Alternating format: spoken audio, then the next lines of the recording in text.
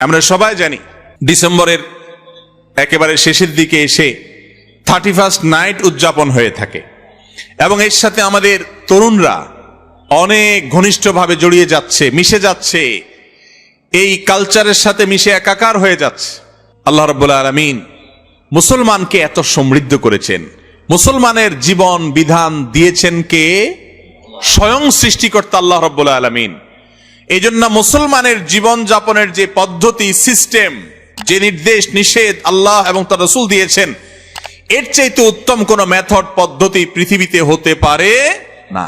মানুষ তথাকথিত স্বাধীনতার নামে, মুক্ত চিন্তার নামে আল্লাহর দাসত্ব, আল্লাহর গোলামি থেকে সরে গিয়ে নিজের নফস এবং প্রবৃত্তির দাসত্বের জিঞ্জিরে আবদ্ধ হয়, সে খেয়ালও করে না।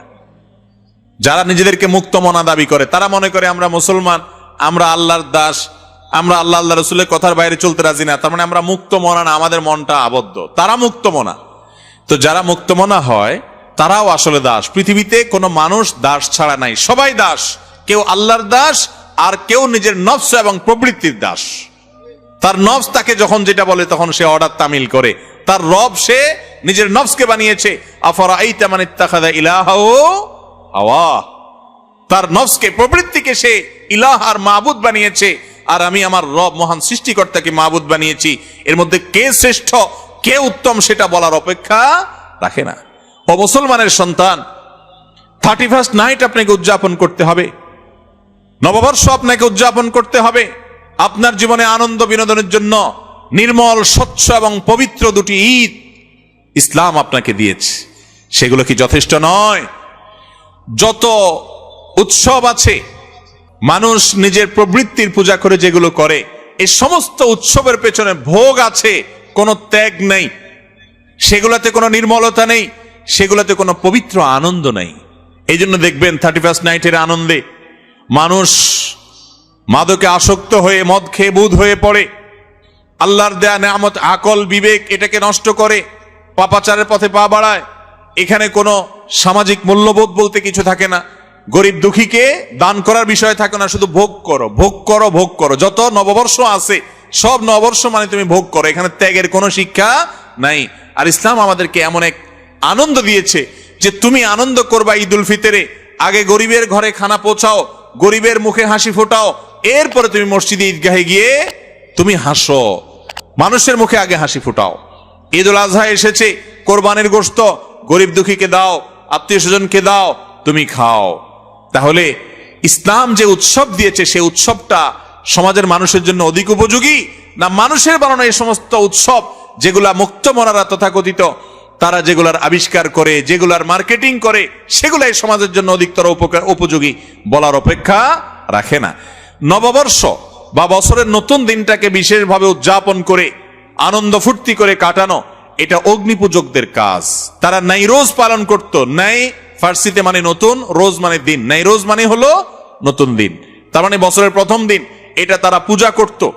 সেখান থেকে এই ফরম্যাটটা বিভিন্নভাবে চেঞ্জ হতে হতে এখন সেটা 31st নাইট বা নিউ ইয়ার উদযাপন নামে আমাদের কাছে আসছে। ও মুসলমানের সন্তান, আপনি তো এত কাঙ্গাল না, আপনার সংস্কৃতির মধ্যে কোনো অভাব নাই।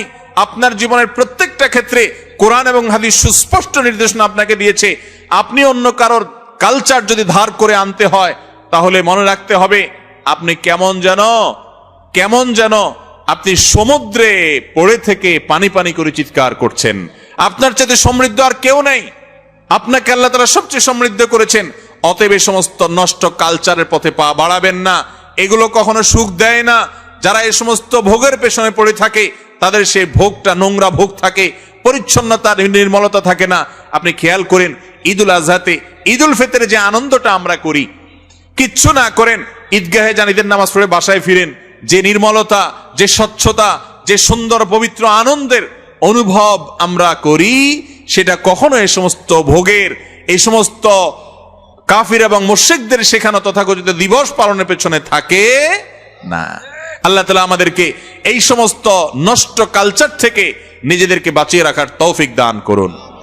মানুষের পয়সা কড়ি বাড়তেছে, দিন দিন মানুষ সুখে শান্তি থাকতেছে, এগুলো খরচ করার জায়গা খুঁজে পায় না, তো যাই এই সমস্ত দিবস উদযাপন করে, ফুর্তি ফার্তা করে। মুসলমানের ফুর্তির জন্যও আল্লাহ তাআলা নীতিমালা বলে দিয়েছেন না দেন নাই? মা আতাকুমুর রাসূলু ফাখুযুহু ওয়া মা নাহাকুম আনহু ফান্তাহু। আগে আয়াত শুনিয়ে দিয়েছি, আমাদের আদর্শ আমাদের রাসূল সাল্লাল্লাহু আলাইহি ওয়াসাল্লাম, তিনি আমাদের অভিভাবক, তিনি আমাদের গাইড, জান্নাতের পথ দেখিয়ে গেছেন। অন্য কোন পথে আমাদের কল্যাণ নাই। অশ্লীলতার বিস্তার যারা করতে চায়, সমাজকে যারা নষ্টের দিকে নিতে চায়, এদের কারণে আজ বিবাহ বিচ্ছেদের হার তরতর করে বাড়তেছে।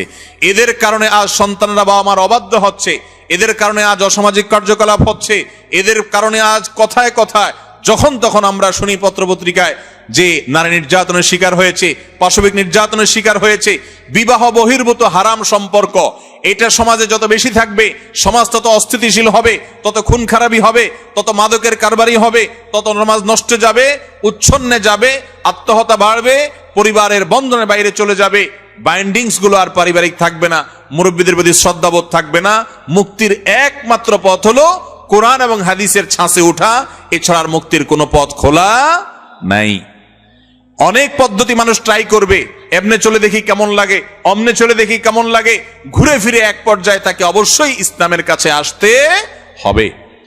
নারীকে পর্দাহীন করে তথাকথিত স্বাধীনতা যারা উদযাপন করে, এরাও একটা পর্যায়ে যখন দেখে যে নারী নির্যাতনের হার কোনোভাবে থামানো যাচ্ছে না, উন্নত বিশ্বের এত সভ্যতার দাবিদাররা তাদের মধ্যে সেকেন্ডে সেকেন্ডে নারী নির্যাতনের শিকার হচ্ছে। যত লোক, যত মেয়ে কর্মস্থলে কাজ করে, প্রায় রিপোর্টে দেখা যায় তাদের সবচেয়ে বড় অংশ, বেশিরভাগই কোনো না কোনো ভাবে পাশবিক নির্যাতনের শিকার হয়। তখন আল্লাহর যে আয়াত ওয়াকারনা ফি বুয়ুতিকুন্না, নারীরা তোমাদেরকে আল্লাহ নির্দেশ করেছে তোমরা বাসার ভেতরের সাইড দেখবে, তোমাদের স্বামীরা, বাবারা, পুরুষরা, ভাইয়েরা তারা বাহিরের সাইড দেখবে। দুই সাইড আল্লাহ তাআলা ভাগ করে দিয়েছেন।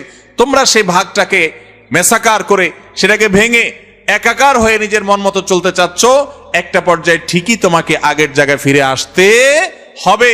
ক্লান্ত হয়ে, পরিশ্রান্ত হয়ে শয়তান এদিক সেদিক নিবে, এরপর তুমি ঠিকই একসময় বুঝতে পারবে শান্তি এবং কল্যাণ সেই পথে, যে পথে আল্লাহ এবং তার রাসূল সাল্লাল্লাহু আলাইহি সাল্লাম বলেছেন। আল্লাহ তাআলা আমাদের সকলকে 31 নাইটের এই সমস্ত নষ্ট কালচার, এগুলো থেকে আমাদের সমাজকে আল্লাহ তাআলা হেফাজত করুন। প্রত্যেক অভিভাবক যুবকদেরকে বোঝাবেন, কাউন্সেলিং করবেন, ওলামা একরাম তাদেরকে কাউন্সেলিং করবেন, যারা এগুলো উদযাপন করে তাদের সাথে বসে মিট করবেন, মত বিনিময় করবেন। এগুলোর মাধ্যমে আমাদের প্রাপ্তি কি আর হারাবো কি, সেই যোগ বিয়োগ করার সুযোগ তাদেরকে দিতে হবে ইনশাআল্লাহ। এগুলোর মাধ্যমে আমাদের সমাজ শান্তি এবং শৃঙ্খলা ভরপুর হবে, নীতি নৈতিকতায় মানুষ বলিয়ান হবে। আল্লাহ এবং রাসূল সাল্লাল্লাহু আলাইহি ওয়াসাল্লামের পথে আসলেই একজন ভদ্র, ভালো, আদর্শ নাগরিক হওয়া যাবে। এছাড়া ভালোর আর কোনো পথ খোলা নাই।